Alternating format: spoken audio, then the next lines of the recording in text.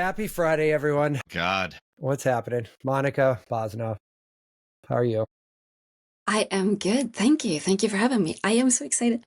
Oh, Monica, I've been paved the road here a little bit. Monica and I have met, God, over a year ago now, right? It's been a minute, right? Yeah.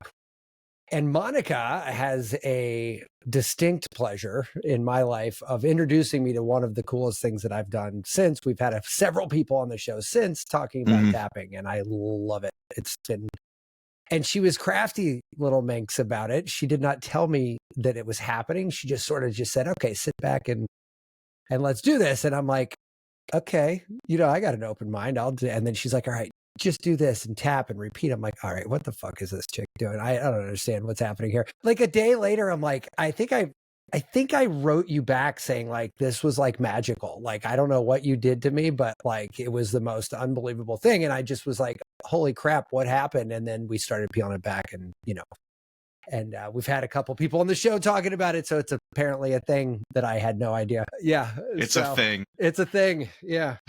But yeah, that doesn't happen very often, Monica. There's only maybe a handful of people. One of them last night, we had a call after our show with, he's another one with the neurovisor, light brain modulation. That was another one of those, like, holy shit, what's happening? This is amazing. I think the older I get, the more excited I get when my brain gets fucked up and it's not by mistake. Yeah. It's like, oh, yeah, we can do that? That's cool. Yeah. Or at this age, realizing my brain has been pretty messed up all along. Yeah. I just didn't know. Yeah, didn't know. Yeah. So listen, we can go a bunch of different ways with this, but I am a little curious just because it's part of our format here. I'd love to hear how you got to where you are right now and just, like I said, choose your own adventure on this one. I love the fact that Matt said we have a format. We sort of have. We know what the word format means. We're aware that there is one. We're aware that there is a such thing as a format. Look, I have never prepared for a podcast. No, never. I did this time. So I want to just oh my God. Holy crap. Why'd you go and do that? Like, you want us to read questions to you? Yeah. No. Yeah. I didn't bring my timer guy. All right, we're going to spend 3 minutes on this. Yeah. I want to do that kind of fast so that we can get into the interesting stuff, right? Let's do that. Let's do it. Yeah, do it. Yeah. So back in the 90s, remember when we were all like personal development, positive thinking, mindset, right? Yeah. And I tried that and it didn't work. It was really hard. And then I found do you remember the Daniel Goleman books about emotional intelligence? I remember the emotional intelligence part. I wouldn't have been able to tell you his name if you had a gun to my head. And then there was like, oh, so emotions, not just thinking? Interesting. And then I tried that. And then 2002, I imploded. Like I really imploded. And when I finally had a diagnosis, it was like, yeah, you're burnt out and depressed. And I can see you're burnt out and depressed because you have no facial expressions. Okay. And then it was like, yeah, I got myself into this. Like if like the only common denominator in this situation is me. Do you know how often I say that about my life? I'm like, all this is fucked up and I am the only common. Yeah. So that tells you something. Yeah. And then 2005, I believe, a friend of mine lent me this book called, I found the title, The Instinct to Heal, Curing Depression, Anxiety, and Stress Without Drugs and Without Talk Therapy. Shit, we're what, 4 minutes in and I gotta fucking add a book to my reading list? Yeah. So this guy he fought brain cancer for like 20 years, a French physician and neuroscientist. And he wrote this book. And it was like nutrition, omega-3, exercise. It made sense, right? And then he had this thing about heart coherence from Heart Math Institute, if you know about them. Certified in that. Yeah. Yeah. Okay. So I did that thing and I had like heart palpitations every evening. It was like, oops, my heart just hit my right shoulder, like really, right? And now with this thing, focusing on gratitude, I can shift in like seconds. And then it was like, so mind, body, emotions, there's something to this stuff. And then also in the book, there was a chapter on EMDR. And I was, I want to try that. I wonder if there's anyone near me doing that. And of course there wasn't. And then I found the emo-free rewire.com page which is Gary Craig's tapping page. And there was this manual and it said, one, lose weight, tap, right? Physical pain, tap. Every problem you have under the sun, just tap it away. And then at the end of the manual, it was like, do you think this sounds too good to be true? Uh-huh. I'm not stupid, right? Yeah. Like, I may be ignorant, but I'm not stupid. Right. Got it. And then he said, try it for 90 days. And he has something he calls personal peace procedure. So just make a huge list, everything in your life you want to change, and start tapping from the top of the list and tap your way down. And by the end of those 90 days, someone will say, what have you done? Because they will see that something has shifted in you. And that's exactly what happened. And then I was down the rabbit hole, right? And this time, like, this is January 2006, I started tapping. And Gary Craig was building this huge library. And like, I have special interests, guys. Okay? So I went down the rabbit hole and I started tapping on everything and reading and trying to figure this out. And then I bought I got them, like DVDs, jewel Right. layers, Oh, man, like hours after hours. You like, went down the hole. I went Yeah. like completely. Yeah. You were a hook, line, and sinker, huh? Wow. I did the $40 course on Center for Excellence. Yeah. I was like, this is good stuff. Great. Moving Good. right along. Yeah. And like 3 years in, that huge list of like gastritis, chronic pain, allergies, eczema, rashes, anxiety, panic attacks, social phobia, like all of that stuff, gone. It is amazing to hear you say social phobia. Just in the less than 10 minutes we've been talking, how bubbly and outgoing you seem. Yes. Yeah, right. Yeah, she's been tapping. She's got bruises all over herself. She's tapping. She's got so hard. dents. You can do the monkey. Yeah. Under the arm. Yeah, works. You know what? Yes. So, like, when somebody said, "Oh, it's related to acupuncture," and I've been in acupuncture for 25 years, until I sat down and actually took a course and understood why he was choosing those points specifically, and I was like, "Wow, this really is pretty savvy." He really is hitting a lot of different channels with how many areas that you tap in the basic pattern. It's not that many. Yeah. Now, this is the genius of Gary Craig, right? Mm-hmm. Because he learned TFT from Roger Callahan, right? And you may be familiar with the story about Mary and the I water am not. phobia. Lay it out for the dumb people in the room. Yeah. Yeah. Matt, it's centerforexcellence.com. It's a $40. Get on the boat. Yeah. He had this patient, Roger Callahan had this patient, Mary, that had like this extreme phobia. Like she could not walk on the beach. Mm-hmm. Because she was so terrified of water. Like showering, she can take it. She had like 10 centimeters, what's that, 5 inches of water in her bathtub. She was so terrified. Like drinking a glass of water was terrifying to her, right? Wow. She comes into his office one day and she says she has she has tummy aches or some issue with her stomach. And he had been reading up on the meridians. So he says, oh, let's see what we can do about your stomach.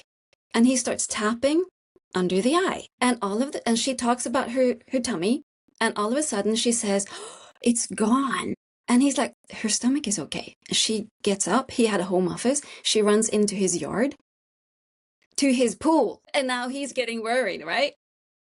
Yeah. He's like, Mary, crying out, and she turns around and she says, it's okay, I know I can't swim.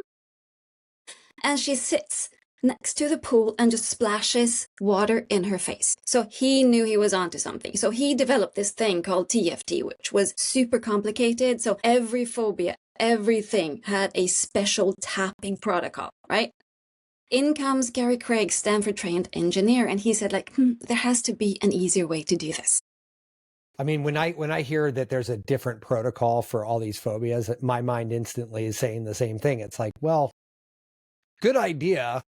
Execution might not be so accurate. I mean, I think that speaks to like what are you trying to do with it? Like if you're really trying to hone in and you want to deep dive and you have a practitioner led thing, then I kind of like, I'm okay with that, right? That makes sense to me as an acupuncturist. I'm not going to treat every individual the same way, even if they say, hey, I'm here for this. But 100%, if you want something to go to the masses, if you want it to be easily adoptable, if you want to cover all your bases and give something that somebody has kind of in their toolbox, it's got to be quick and easy. Yeah. And that's why the points, like we start here, right? Over the eye, on the eyebrow, and then go down the body for it to be easy to remember. And the reason why we end on the top of the head is because he added that later when someone said, hey, there are a bunch of meridians meeting up here. And he's like, okay, let's just add that. Yeah, we'll just bolt it on like a Lego. That point is literally called 1,000 meetings. Mm-hmm. Yeah. So I did all of these things, and then I started like, I found my point, right? So my point is this one. It's a search. I can do this only. And I get results instantly, right? And I started developing my way of tapping. And then when I started watching the DVDs, it was like, Gary Craig is kind of doing the same thing. He's using it intuitively, right? So I would say tapping, and probably Tom, in your business or in your practice, there's something similar, right? It's a protocol. It's a tool. Mm-hmm. It's a hammer, right? 12-year-old can learn tapping and be really good at it. And then it's a craft. And when you really get really good at it, I would say it's an art. Yeah, I mean, Elizabeth Fisher was on our show over a year ago, but she had pulled out all of her hair. Yeah. Like eyebrows, head arm hair, everything. Everything. I listened to that episode, yes. Did you? You actually listened? Oh, you were that person. You were the person that listened to that, yeah. Remember? Yeah. Special interests, Special interests, yeah. She has had a very similar take on it. Like, hey, I was literally pulling out my hair, literally every hair on my body. I would just, if I can grab it, I was plucking it. And doctors are like, it's psychosomatic. There's not really anything there's no drug we could really give you. There's nothing, and she tried CBT. She tried all these other things. I think she went down like a half a dozen modalities she tried. And all of a sudden she finds tapping, and she actually had a very similar reaction to my first experience. She's like, holy shit, what happened? Like, this was weird. It actually just worked. And I do think that there is something about this that I'd love to kind of break open at some point with you here. But you said something that hit me, intuition. I think for me personally, everything we've talked about on this show and everything I do in my rather extensive daily routine now is based entirely on intuition, I think. Yeah, you know what I mean? Like, I know that the Neurovisor, I know what it does. I know what Muse does. I know what stretching does. I know what meditation does. I know what tapping does. But like how those things intersect in any given day is not based on my knowledge of the mechanics of those things. It's based on what my body needs right now, like not yesterday. And sometimes I'll reference a previous experience. Oh, did I tap the right way? Is this the right order? Maybe something like that. But it's never about like logic. It's about intuition, right? It's like, I don't know. Is that like a normal thing, I guess? You do you, right? Right. Yeah. Yeah. Like no one knows you like you. And you remember when we were tapping, I would say, if I say something wrong, tell me. Right. If something comes up, tell me. Mm.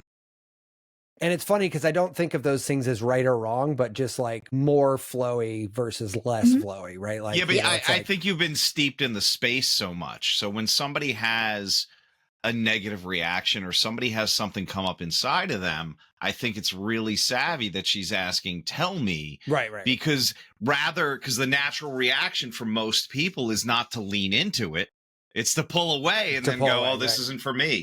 Right. Yeah. And for me, it's healing and Tom, like you give me your input on this, but healing also, there's something about the heart connection, right? Mm-hmm. I allow you to be you in your space. This is your experience. I am here for you. It's not like my agenda. When I'm working with someone, it's not my agenda. Yeah, and that's intuition too, though, right? Like, I mean, that's definitely. That's just outbound intuition. Like, mine's sort of inbound, but like, it's the same thing. You're treating based on what you're seeing and feeling and sensing. Mm-hmm. Right. But you have to be in tune with the person. Absolutely. Absolutely. I love, so the Chinese and in Tai Chi, when we do push hands, they use the word listening. This is tinging. I'm hearing you. When we palpate the pulse, when we feel the points, I'm listening to you. It's ting. It's ting. It's not hearing. It's not seeing. It's not touching. It's I'm listening. Right. And that really, and I think, kind of, man, Matt, we've had so many fucking conversations around vibration and frequency. Oh, yeah. And it doesn't matter if it's quantum computing or it's tapping or it's neurovisor, or it seems to be that's what you're trying to pick up on. You're trying to pick up on that person's. I'm trying to get somebody on telekinesis. And the big thing with that is, can I get the vibration of this item? Yeah, but even like they used to have teach blind people in China to do acupuncture, and they could. Japan is the #1 country that did that. But yes, it was a vocation for the Japanese going back to the 1600s. Yeah. Because they could feel. Yeah. That's interesting. And that makes a ton of sense, right? If you just think about it for a half a second, right? You're like, oh yeah. I love when you do that, when you go, that makes sense. Well, you just you gotta process it for a second. Then you go, yeah, that makes sense. Yeah, that checks. Because you go through the whole Rolodex of okay, this is either batshit crazy, nope, not that, or it's kind of okay. No, that's it's not exactly that who should do it. Yeah, exactly. Right. I have my mentor. Metal guide tubes allowed for the needles to be made thinner. Right, they give it a little structural support. They distract the surface of the skin so you don't feel it as much.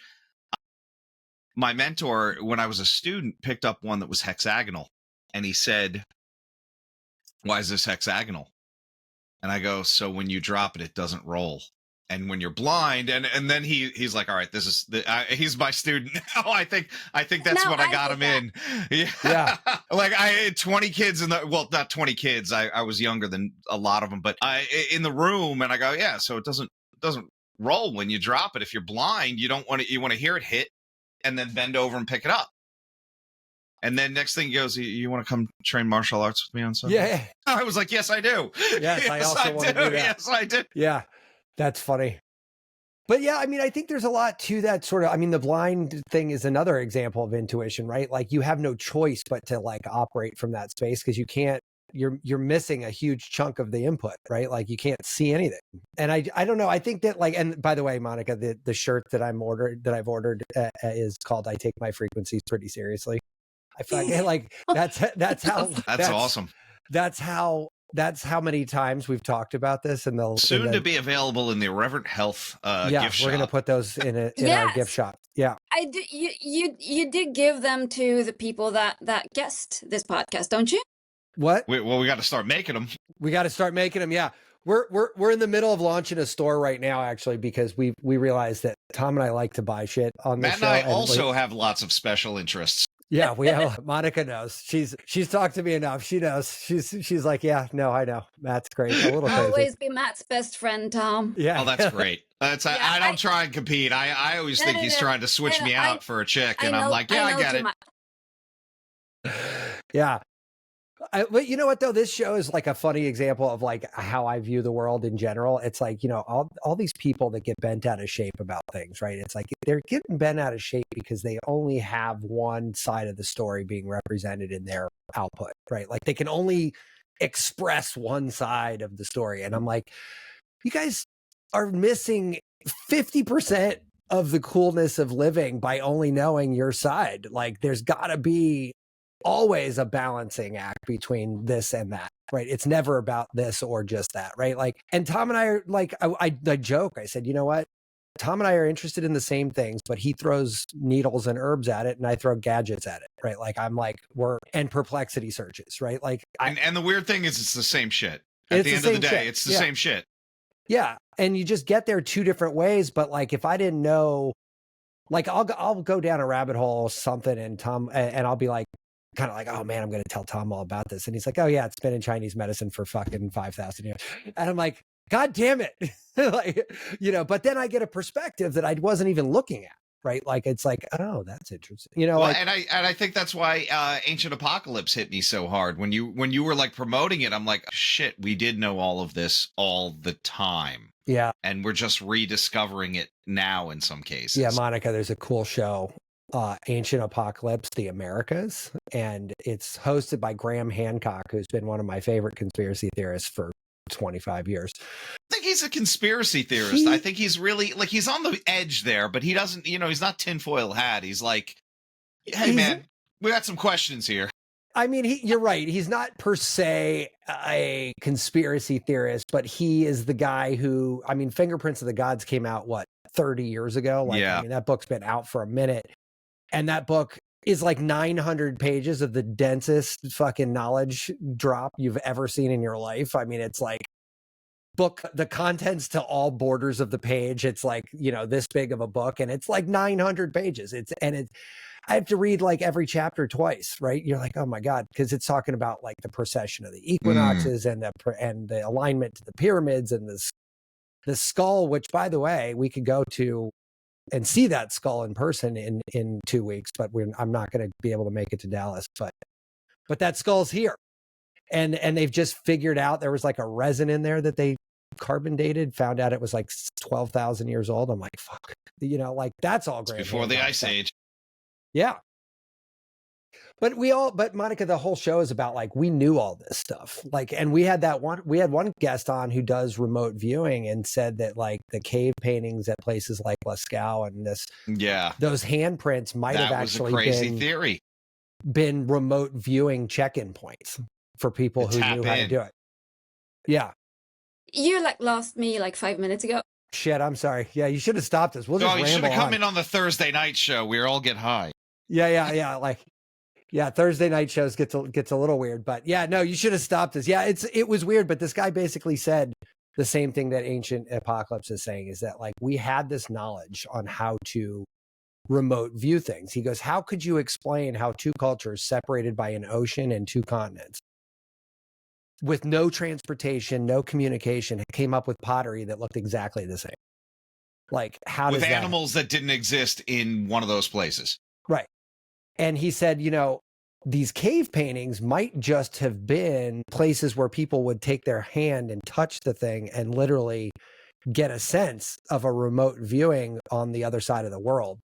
And they were communicating with each other like this. And I was like, that got me to pause for a minute longer, Monica. I was kind of deer in the headlights for a couple minutes on that. I think kind of circling this back to EFT, it's all vibration. It's all that connection. That's a very human consciousness thing. Absolutely. Like you do get, I mean, Tom, when you work with your clients, how long have you been doing it? 25 years.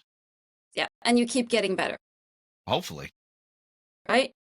So there's like, there's an evolution. Yeah. At what you do. Mm-hmm. I think that's anything, right? It's once you learn the skill, there's a polishing the stone, if you will, right? I'm just refining what I have. And then you add new knowledge in another field that for some reason it makes perfect sense, even though it didn't, right? Yeah, absolutely. Yeah. And that's kind of the cool thing with tapping. And I think with what you do as well, we can always add other knowledge to it because we don't know everything. Right? Like as I said, there's a lot of things I know nothing about. And then there are a few things I know more about. And the day you start thinking you know everything. Right. Well, we have plenty of those people here. Yeah. And there's plenty of those. And yeah, it's a little scary because then they don't even know when they're wrong. Yeah. So the world of tapping, Monica, you and I went through a pretty specific list. I mean, we had that order. I think it was like here and here and here. And like this one, I know was another one. And then the head was the last one, right? Like, is that sort of like an order of things like that you picked out because of what you and I were treating, or is it sort of like, I'm curious about the mechanics of tapping here for shifting gears. So Gary Craig made those points, like the order is to make it easy to remember. I see. Nothing like a flow. else. Yeah, it's like a flow, right? And I don't use all of the points because some of them are kind of awkward on camera. It still works, right? And so And then when you start working, EFT is such a forgiving technique. Sure. Yeah. So I hear this from people like, I am certified in EFT and you have to tap this way, right? I'm like, yeah, not even Gary Craig. It reminds me of back in the day when I learned how to do tiles. Like I have a background in construction, right? I learned to do tiles, and the old bricklayer that taught me how to do that, he said, first I'm going to teach you how to do everything exactly how it's supposed to be done. When you master that, I'm going to teach you how to cheat. Right? Yeah. Because when you know how things are supposed to be done, you can break the rules. Picasso, one of the most famous versions of that is Picasso was a realist before he became what everybody knows him as, which is a master abstractionist. But his realism shit is off the charts. Like, it's ridiculous. Yeah. And that's the thing with tapping. Like when Gary Craig opened for the first time in 2008, I believe you could get certified. Okay, I'm going to get certified, right? But I had started doing tapping kind of by intuition, by what felt right in the moment, long before that, right? In those 2 years that I tapped intensely. And then because I tapped on all of the physical and mental and emotional stuff. It's emotional freedom technique, right? Mm-hmm. I didn't really tap that much on the physical stuff, more on the emotional stuff, and the physical things just dissolved. Sorted themselves out, yeah. Yes. And then I wanted to share this with the world. Like, hey, if people just know what tapping can do, right? They will start throwing money at me. That did not happen. Unless you're a stripper, I've noticed that nobody throws money at you for any reason whatsoever. There's no, that does not exist. Right? Yeah. And then I realized I had massive issues around charging, earning, being seen, taking up space and saying, hey, I can do this. I had so much resistance. And then in 2009, the first Tapping World Summit, I don't know if you're familiar with the Ortner siblings. No, they did the first tapping documentary in 2009. Wow. That's a pretty quick turnaround. He opens up his doors and then, within a year. And never count out the power of capitalism, Tom. Well, look, man, I'm trying to figure it out. Yeah, no, but as soon as somebody comes up with something that more than 5 people like, they're like, documentary, movie, t-shirts, mouse pads, we got it all. Let's do it. And by the way, if anyone is watching this and want to learn tapping, I just went back to Gary Craig's website. You can get all of his stuff for $100. Even better. That's pretty cool. Yes. You had to compete against Center of Excellence, you know what I mean? And there's I had the credits, and I also wanted to do the remote viewing course. Yeah, right. So you can learn tapping if you want to for no money at all. Yeah. You don't have to get the $5,000 certification. Just go directly to Gary Craig's page and you can still get it. All of the techniques, like the personal piece, the movie technique, the chasing the pain, all of that stuff. You can get it there.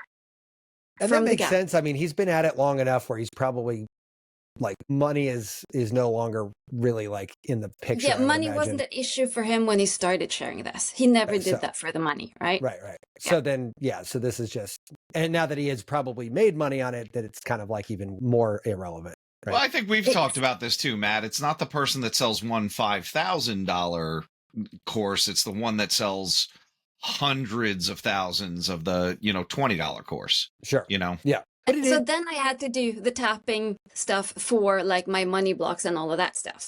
I see. So can we go through that now? Yeah. Yes.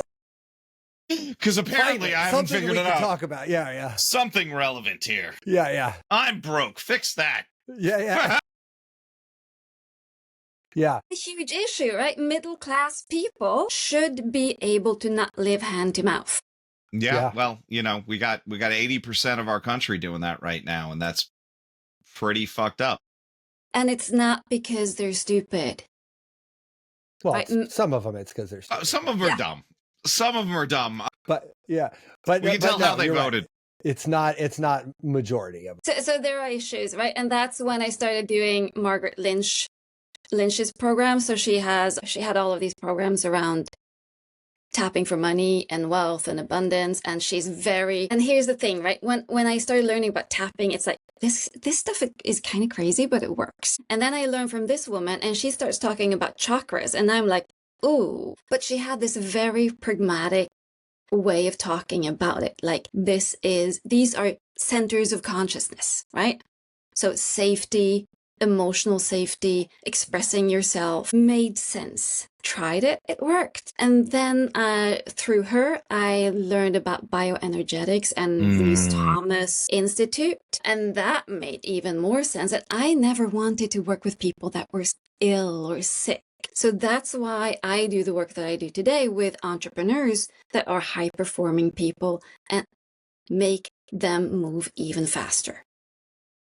And you can use, just as tapping was designed to help people with severe trauma and PTSD, right? And phobias. That's the design of tapping from the beginning. But you can use it for high performance, which is the cool, like I think is the cool thing with tapping, because there are tons of people doing tapping for feeling better. Mm-hmm. That's not really my thing. You know what, Monica? It's interesting that you say that, because we do a whole bunch of crazy stuff at the office on top of acupuncture. And the two populations that seem to notice the most are the ones that are very sick, very suffering, and the high performance people, where that, 10th of a second off, or, hey, I can stretch a little bit further, or, hey, you know what, I'm recovering quicker, makes a world of difference for them. Now, everybody in the middle gets something too, but normally they're looking at one of those two other populations. Hey, you did this for my brother who was in a wheelchair and now he's better. Or that guy just made $100 million and I want to do that, Right. Yeah. And if you're the kind of person that wants to achieve something, go somewhere, do stuff, you are also invested in doing the thing, right? The average person isn't that invested in progress. Yeah. No. Yeah. The average person they're too doesn't comfortable even know where what they that are. means. Yeah. Yeah. I mean, I have that argument with my kids even. I'm like, you guys don't know what progress really means. Like you don't stick with something long enough to understand that that's even a concept. I feel like that's gotten worse generationally. 100%. And it's so funny where I've had conversations with people and, what are you reading? What are you doing? And then I'll tell them, and then, well, why are you doing that? Well, because this is a skill. This is knowledge I'd like to have so I can do this. And they kind of go blank, right? They're like, what do you mean? I don't understand. And I'm like, I'm sorry. Is there a football game or something we can talk about? Yeah. Yes. Yeah. I didn't mean to overshoot you there. Right? Yeah. Like, I'll come back down. Yeah. So that's like, I don't want to tap with people that are ill. I don't want to tap with like getting out of stress. If you're an entrepreneur, because people that run a business, they need to be invested in themselves and their own growth. Right. Yeah. And they're often high performers, and high performers are formed early in life when you have to perform above average in a potentially substandard surrounding. Right? Or if you, for some reason, have to adapt to an environment that is not molded to help you at all, right? So a lot of entrepreneurs are neurodivergent, right? So I had this interesting experience, client after client. By the way, I have ADHD. Interesting, right? Not even 1% shocking on my end of this. What? Yeah. What are you talking about, Monica? So how about that thing on Mars? No, I'm just fucking. Yeah.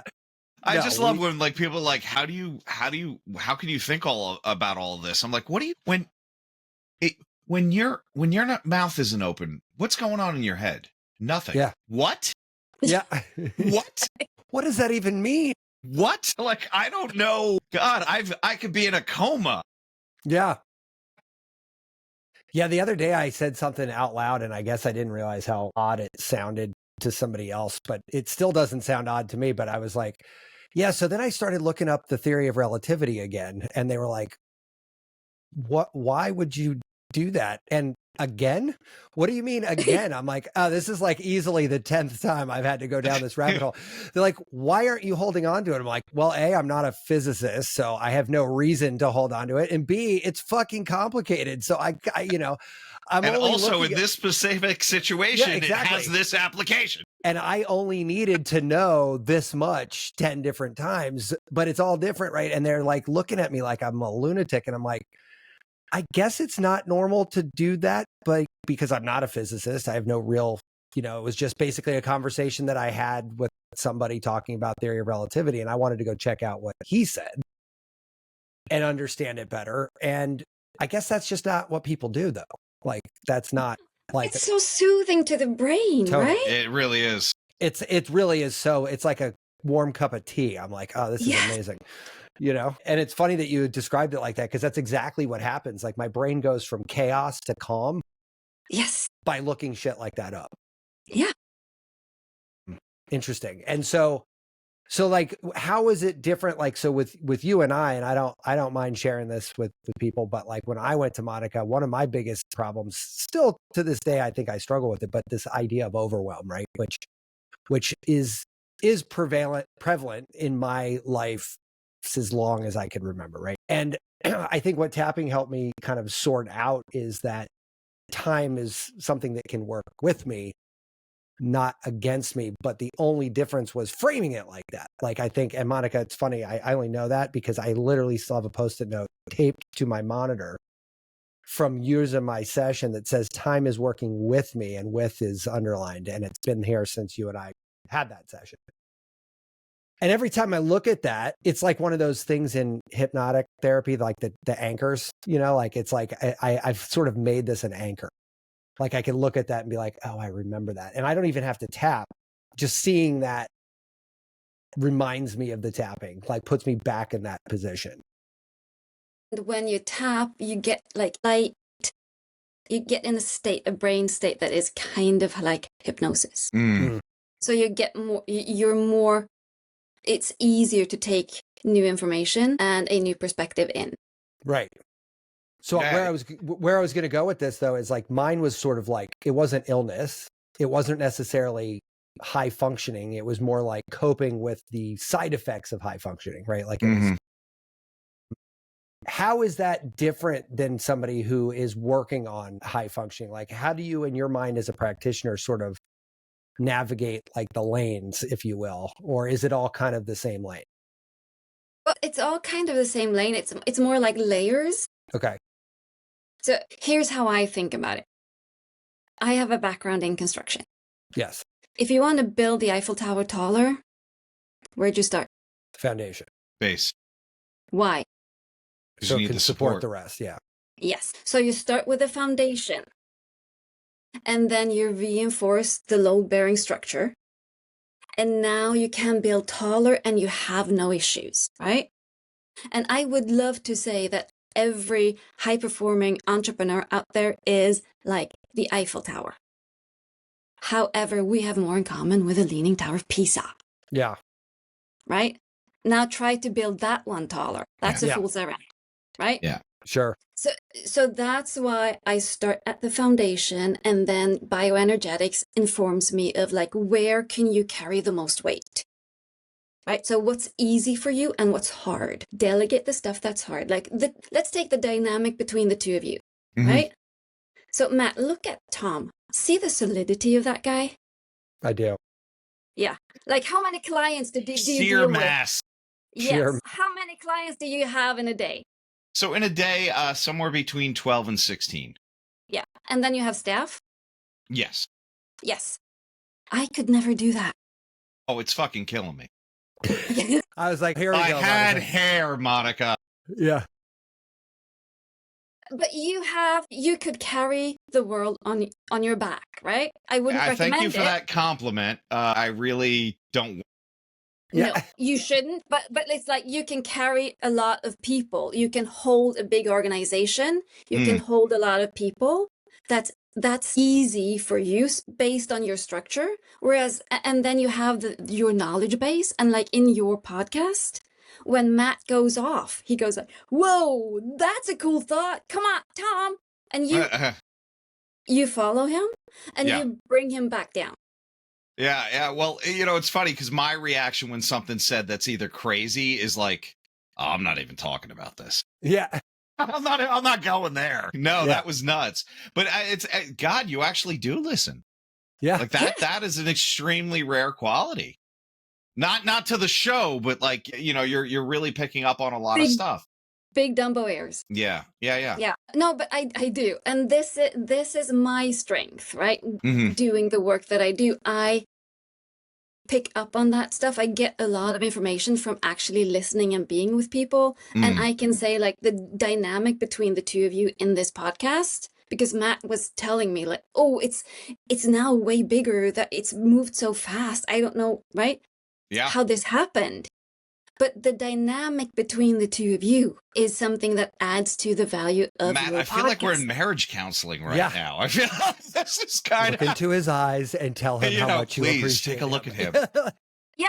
But can you see how that works? That Yeah, Yeah, I mean, look, I will say back when we met at the business group, we were just having like BSing sessions in the back of the room, and people would be like, wow, you guys should record this. And it just kind of worked. And God, Monica, I don't want to like, thank you so much for that. But I don't want to derail this, but last night, Matt and I had, and I want to bring this to you because I think you have some information on this. Matt and I were talking to Garnet, the guy that founded the Neurovisor, and he was talking about, and I think this might be something going on with EFT too, that the brain, like, we were talking about how come all these, meditation apps, all they care about is alpha wave. And he goes, well, here's the problem. You just keep going down that, you end up killing yourself, right? I can't focus all the time. And when we want to change, when we want to dehabituate, we need to break that cycle. And I feel like physically moving that energy is another way, not just light and sound, right? There's thousands of ways to do this. It's just, pick which one resonates with you the best. And I'm wondering how much of it is, whether it's a phobia, whether it's an obsession, whether it's, I can't get the hell out of my own way, is like, I would love to see brain studies on what happens with EFT, because I have a feeling it's dehabituating those pathways. Yeah. Dawson Church, look him up. Yeah. He's the guy that when, back in the day, when tapping started to like spread out into the world, there were all of these people like, this is what's that called? Sorry, I need a word. Snake oil, or, like, this is a scam and don't tap. That's crazy, And Dawson Church went like, I am going to prove that this stuff works. And I think he has both brain scans and even like blood work. So here's a funny story about he showed an fMRI. It prompted the amygdala. Looks like it downregulates the amygdala a little bit to get rid of that. Wow. Okay. Well, that's fear response. Yeah. I mean, that's reptilian brain right there. Yeah. Way back when, right? He was giving a lecture at a conference for physicians. And he was like, I need science. So he took blood samples from a few individuals, did a tapping session, and then new blood sample, sent it to a laboratory. A lab, yes. And he said, I need this by this and this date. I need the results, right? And they said, yeah, sure, we can deliver. And it didn't arrive on time. No. And he was like, I need it. And he was calling them and they were like, yeah, well, blah, blah, blah, blah, right? It turned out they measured cortisol and adrenaline in the blood before and after tapping, like within an hour. And when they saw the results, they went, there's something wrong with our equipment. That's funny. Oh, wow. They didn't want to give it up. I mean, that sounds like Wim Hof when they infected people and they could breathe it out. They can clear the infection with breath work. So they recalibrated their equipment because they thought something was wrong. And then they got the same results. So there is, and we know also that it's proven tapping the results get stronger over time. Like, so talk therapy, it's sort of Plateaus. Yeah. Yes. And tapping is the other way around. And so if you think of it as something that actually rewires you, that makes sense. Because if you take out the wiring that was bad, right? Matt, you mentioned in one of those podcasts that you wanted another word for trauma. How many did you listen to? Yeah, I did. She starts talking about orgasmic meditation. She went deep. Yeah. Then we know something's different. Yeah. This is no longer a special interest. This is a stalker situation. Yes, it is. Yeah. But remember, so here's a word for you. Human domestication. Ooh, I like that. I could help promote this. I'll promote that.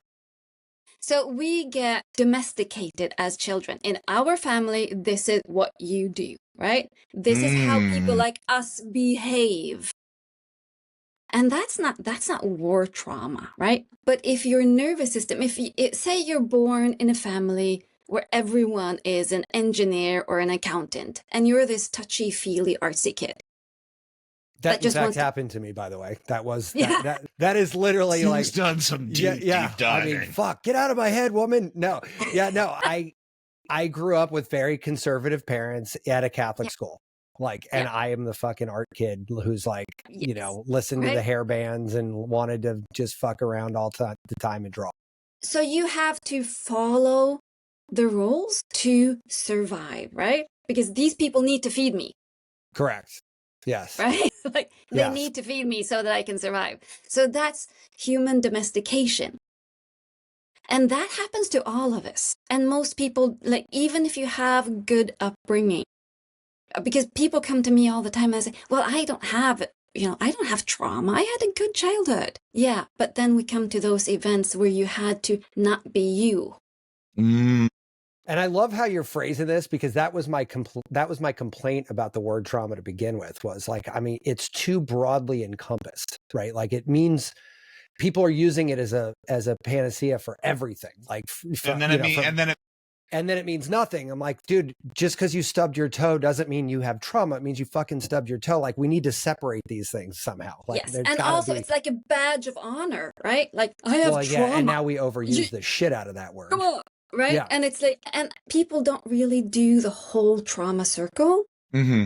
Because when you do the whole trauma circle, it's an old story. It's like one client said to me the other day, now that I look at that event, it's a sepia photo. Right? It's an old story. It's an age. And yeah. It doesn't really matter that much again. It doesn't matter that much anymore. It's kind of boring to talk about it. But on the other side, there's a gift and there's a calling. Mm-hmm. Because now I want to do something. And that is if my trauma was a war trauma. And I'm on the other side, what I want to do next. My future has nothing to do with my past. It shouldn't, right? Correct. So now I'm not attached to working with everyone who ever had a war trauma. I get to choose what I do next.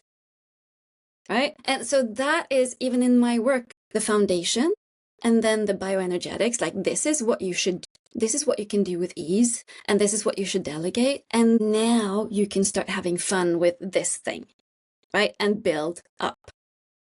And that's the fun thing about what I do when I get to challenge people's thinking when they're in that moving forward mode. That's really fun, right? Tom, you know what else Monica said here that tied into Garnett's conversation last night? Monica, he said, the thing with the brain is when it gets stalled, it's stalled. Once you move it, it wants to move forward. It's designed to move forward. So he goes, if you could just shake the thing loose, movement is not just possible, it's inevitable, right? Yes. Something's gonna change, right? So what I love about what you're describing is if you could just give people permission to just shake their head up a little bit and get them out of whatever. Yeah, but you shake. This is the thing as well. The brain is kind of full of itself. It's just a processor. Come on. The central nervous system, the vagus nerve, all of that stuff. And so trauma and the human domestication, that doesn't sit in the brain. The amygdala doesn't. I would say the amygdala is not what causes fear, or that's not the origin. It activates, right? Mm-hmm. But it's not where it comes from. It comes from the nervous system that was developing for 25 years before you had a cognitive, like your frontal lobe was even developed, right? You have a lot of experience before your brain is actually fully matured. There was a study we just talked about recently about how before the age of 5, 98% of humans they tested were genius level, like creativity wise. By 10, it was down to like 15% or something like that. And then by adulthood, it's 2%. Yeah, because those first few years, life is a full body experience, Mm-hmm. right? So you learn to react with your body. Yeah. And your nervous system is sending, the brain is blind, it is deaf, it needs input. Where does the input come from? Well, from the rest of the central nervous system. If these signals from the central nervous system, if those are like garbled and tweaked and like misinformed, the brain has the wrong information to work with. So that's why you do the foundation, that's why you do the load-bearing structure. Now you have a brain that is fully operational. And that's what I say, right? I give my clients their brain back. Mm. And the mantra that you kind of chant on this, like as you're repeating things, because that was the funniest / weirdest part about this experience, was that you start saying stuff to yourself that's a little bit kooky, right? Or can be considered a little kooky. That script, how important is that to the outcome, would you say? Come again. So I had a script. I can't remember what it was. It was a long time ago, but it was, we basically started off with saying something like, I'm a piece of shit. Like time like sucks. don't have time to do all this. And you're tapping through that. And then all of a sudden you switch it up and you're like, I'm not a piece of shit. None of that is true. I am blah, blah, blah, blah, blah. And you just go down this list. Right. Like, okay. I'm with you. How important is the script to the outcome? Or is that just sort of something to kind of distract you while the tapping's doing the real work? Okay, another analogy. I live in Sweden. Mm-hmm. Yes. We have long, dark winters. I'm under the impression and illusion during the winter that I live in a clean house. In the spring, the sun comes in really low through my windows, and now I see all the coffee stains. Okay. You know what I do? Drink I open more all of coffee? I open all of the windows, all of the doors, and I sit down on the floor and I meditate on having a clean house. No, I don't. That would be stupid. I was like, right? wow, whole other level. I'm Monica, like, but all okay. right. I mean, I'm not going to make fun of you, but I might. All right. I guess everybody's got their method. That's mindset work, right? You need to scrub and clean. Mm-hmm. And then you have a clean house. Right. Yeah, you're not willing it into existence. No. Right? And that's why we do all of this yucky work. And that's why I love also do what we call the tap and rat, right? We go over the top and we take out all of the yucky stuff that's in the nervous system and we just voice it. And that's like scrubbing, so that we get all of that out of the system, right? And you will hear people say, oh, you have to do positive tapping. Yeah, positive tapping doesn't do anything if there's a lot of old garbage underneath, right? Gary Craig's used this information, this example, or he called it this when he talked about affirmations. Like if I was to say, I'm the most beautiful woman in the world, right? The tail ender would be, yeah, right. And I would just hear the laughter, right? So we need to deal with what's really underneath. We have to do the scrubbing. And it's no fun. And people don't want to do the negative tapping. It's one of the, feel-good tapping is the big story out there, right? I'm worthy. Yeah, but that will not move anything. Worst case scenario, it will just be like, that whiskey Friday afternoon. Right? It's just self-medication if you don't do the underlying work. Yeah, I love that. And that reminds me, Matsunaga sensei, who was a famous Zen shiatsu practitioner, and he would draw a circle. And he'd say, when you go through life, you get these dents, right? You're rolling along, you get these dents, and then something gets stuck in there, right? So you're whole, but some of it's not you. And what you have to do is first pull that piece out before you can work on that dent. Yeah. Yeah, and that's the work with EFT. And there are like 30 other energy modalities. Use whatever works for you, but you have to do the work. And that's when you get the big shift. Yeah, and I like too that I joked a little while ago that I throw gadgets at things, and one of the things I love about this is there's nothing required. You can do it. Elizabeth said she'll do it at a stoplight. People think she's a little nuts because they like see this chick banging on her head like while she's That's the worst thing I've seen somebody do in a car. Yeah, right. Yeah. Yeah. But I'm like, yeah, you could kind of do this anywhere. You could be like while you're waiting for a concert to start, while you're sitting at a bar waiting for a friend. Like, I mean, you could literally do it anywhere. And I do kind of like that. And I have tapped in more places than I probably can remember, even because, especially at the beginning, I was like, I got to keep reinforcing this because, like, it felt like it was working, but I also felt like it was ephemeral, right? Like, I didn't feel like it had kind of set in, if that makes sense, right? It kind of felt like it might fly away at any point. I didn't want it to. So like, do you see this evolving for you at all? Like, I'm just like, have you gotten kind of like where you think you're comfortable to keep exploring and honing your craft? Or are you sort of seeing like an evolution to another place? Well, that's the fun thing, right? You never know what's down the road. Right. Good point. Yeah. And for me, it started with my own issues. And then I was like, I've done tapping with athletes. I've done all sorts of tapping, right? But entrepreneurs is my passion. And high performing entrepreneurs that really want to go places, that's where it's fun for me. Sure. Yeah, it seems like it. Yeah. Yeah. Plus you get to make people tap their forehead while they're calling themselves a piece of shit. You're like, I am such a shit. Which has got to be a little fun. I'm not going to lie. I mean, come on. It is. And I realize I have created a business that is very much tailored to me. Yeah. Right. Yeah. Yes, you have. It's a word of mouth business. I don't have to go into those big Zoom rooms anymore that are exhausting for me, right? I get to work with people that impress me, that sometimes scare me a little bit, but it's just fun. And I get to work with fun, inspiring people. Yeah, no, that's awesome. I love that that's happening for you. And I think we're in the middle of crafting that for us, like the people we have on.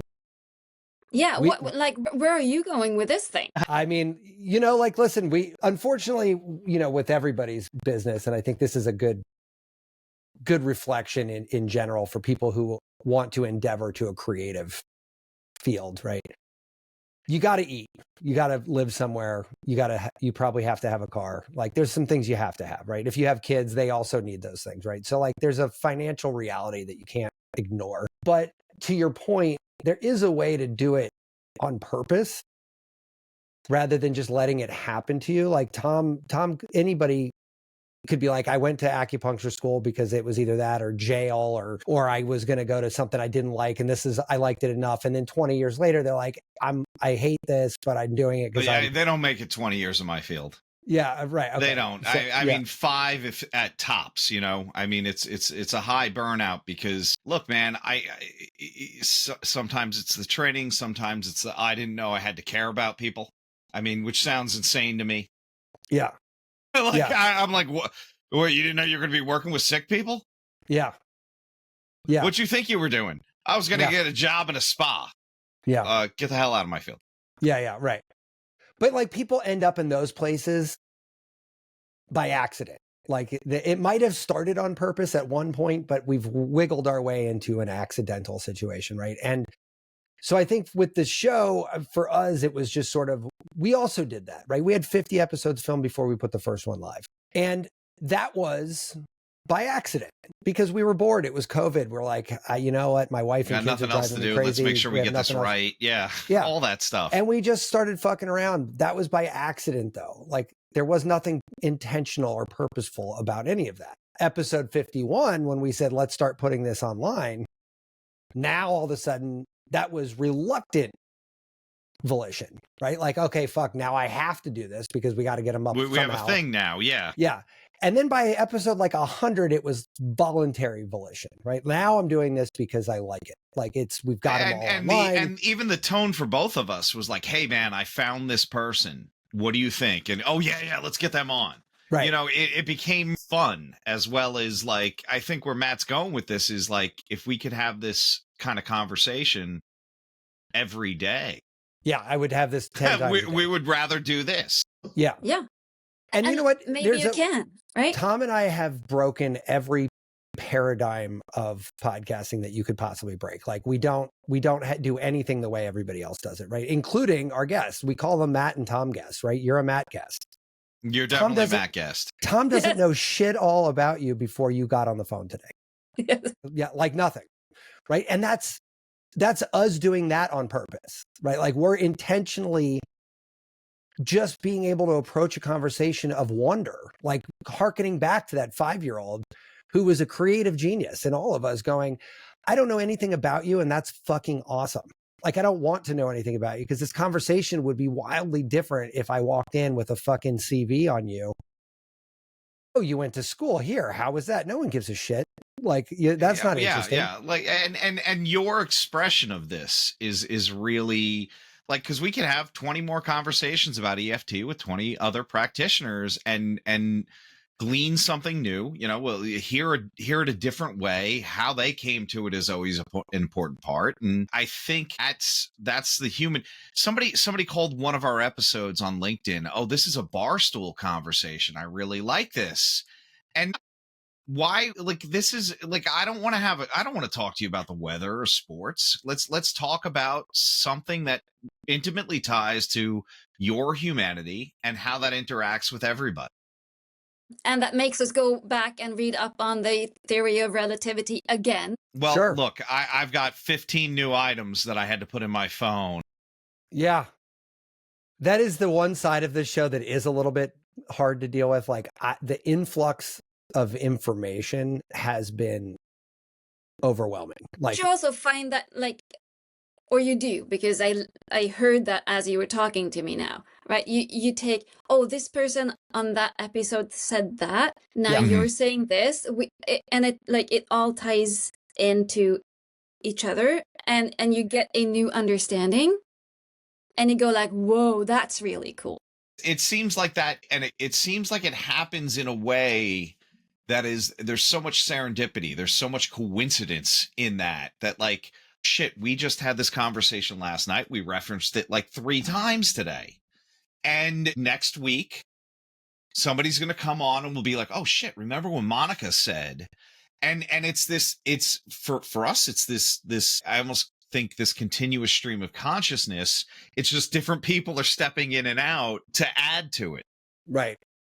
And you know what? Listen, I've referenced this book so many times, it's nauseating, but Moonwalking with Einstein has this one part of it where he said, he was going in a brief dive into neuroscience. He's like, we form new memories off of old ones. We bind them to things that are like it. So quite literally, the more you know, the more you can know. And that has stuck with me in such a profound way, because it made me realize that that's how I've learned my entire life. I don't ever learn a new thing. I just find out ways it's like something I already know. So this show has been a supreme scratch for that itch, because now I get to like bind memories to all kinds of shit. And it's like really neat to be able to watch. But what it underscores is what Tom and I have said every time since probably episode 1. The world is the fucking same. We just have different vocabulary. Religion, it's all the same thing. You know, like we call it cosmos or energy or vibrations or God or Allah. I mean, we've got a million words for the same exact thing. And back to what I said earlier, us getting bound up by it is because we're only seeing whatever our word is for this. Like, it's not, you're not even able to understand that you're talking about the same fucking thing these other people are talking about. Blind man and the elephant. Yeah, right. You're just not exactly blind man and the elephant. Like, you know, like it's exactly like that. Right. And I'm like, okay, this show's perfect for that. And to your point, Monica, there isn't an end to that. Like, this can keep going. I mean, our Eiffel Tower could be to Jupiter. Yeah.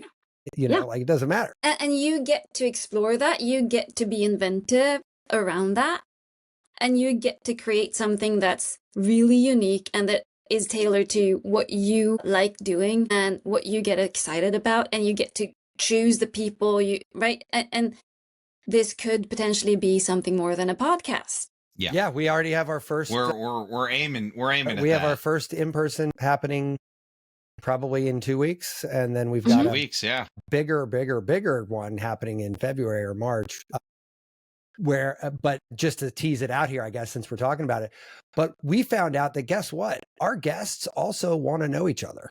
They don't and so the thing in February, and actually to a lesser degree, the thing in a couple weeks, is really a collection of our old guests coming together in person to kind of, so that we can get them sharing their stories with each other, because they don't have the visibility that we have because they weren't all on the same show.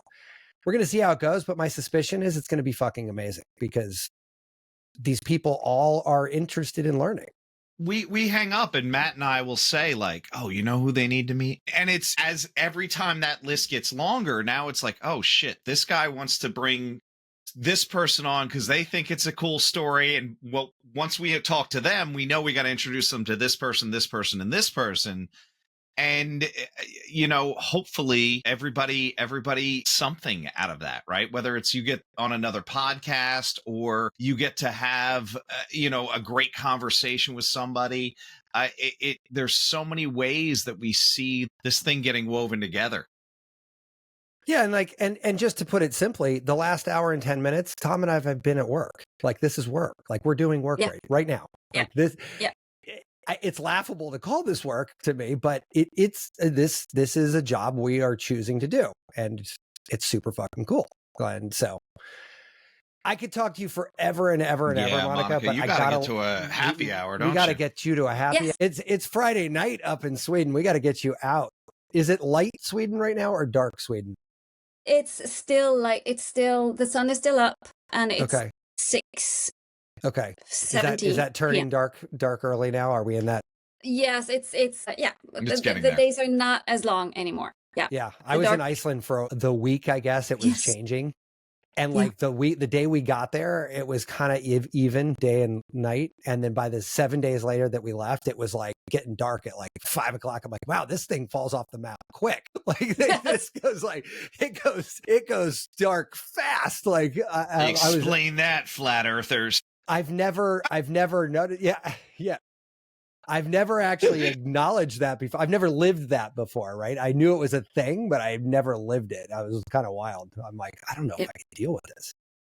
Like, every building's got like those 2-inch thick curtains, like for when it's just sunny all day. And I'm like, wow, it's a whole other thing you got to deal with them.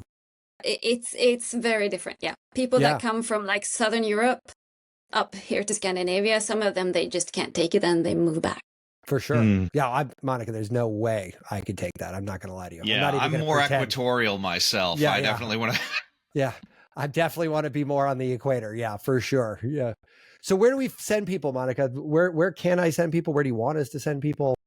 Did I send you the links, or should I? You might have, but the AI is going to sweep them up out of this. You did, but Sam here.